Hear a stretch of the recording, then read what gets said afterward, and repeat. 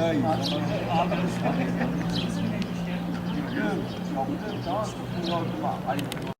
Orada yani ya. Biraz da yani bir vatandaş böyle bir içeresin geldi. Ben onu derim yaptım. Bir tane soruda tekrar aldım. Böyle tam böyle bilmiyorum. Şimdi baktım dedim. Onda attım. Soru var ya sen de.